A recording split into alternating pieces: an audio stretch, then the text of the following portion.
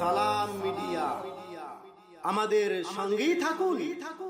আসসালামু আলাইকুম ওয়া রাহমাতুল্লাহি ওয়া বারাকাতুহু।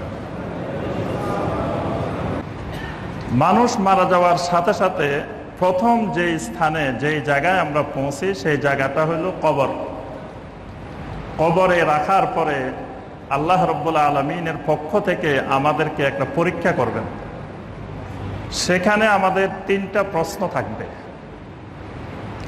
এই 3টা প্রশ্ন যদি আমরা সঠিকভাবে দুনিয়া থেকে প্রস্তুতি নিয়ে রেডি করে তৈরি করে যেতে পারি, তাহলে আমাদের পুরা আখিরাতটা হয়ে যাবে সুন্দর। সুবহানাল্লাহ। আর যদি এই 3টা প্রশ্নের পরীক্ষায় আমরা ফেল করি, তাহলে পুরা আখিরাতটা হয়ে যাবে আমাদের বরবাদ। এই 3টা প্রশ্নই ঈমানের 3টা মূলনীতি। এই 3টি প্রশ্নই ঈমানের 3টা উসুল।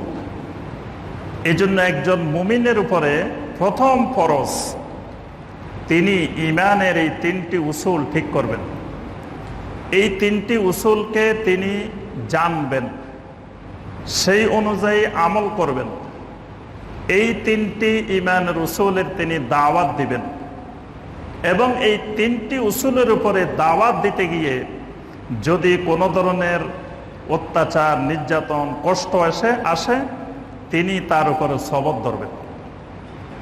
এটি আল্লাহ রাব্বুল আলামিন সূরা আল আসরের মধ্যে বলছেন, ওয়াল আসর ইন্নাল ইনসানা লাফি খুসর।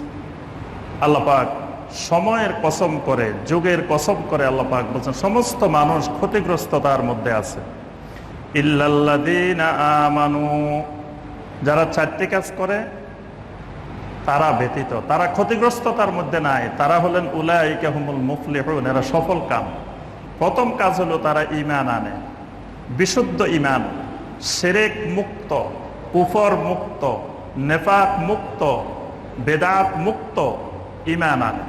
ওয়া আমিলুস সলিহাত, আমলে সালেহ করে, ওই ঈমান অনুযায়ী আমল করে। আর ওয়া তাওয়াসাউ বিল হক, একজন আরেকজনকে সত্যের উপদেশ, হকের দাওয়াত একজন আরেকজনকে দেয়। ওয়া তাওয়াসাউ বিস সবর, আর সত্যের দাওয়াত দিতে গেলে অসত্যের পক্ষ থেকে, তাগুতের পক্ষ থেকে, কুফরের পক্ষ থেকে বিভিন্ন ধরনের বিপদ আপদ, মুসিবত, অত্যাচার, নির্যাতন আসাটাই স্বাভাবিক। যখন আসবে একজন আরেকজনকে সবরের উপদেশ দেয়। তাহলে এই 3টি উসুল জানতে হবে, মানতে হবে, দাওয়াত দিতে হবে এবং এর উপরে সবর ধরতে হবে।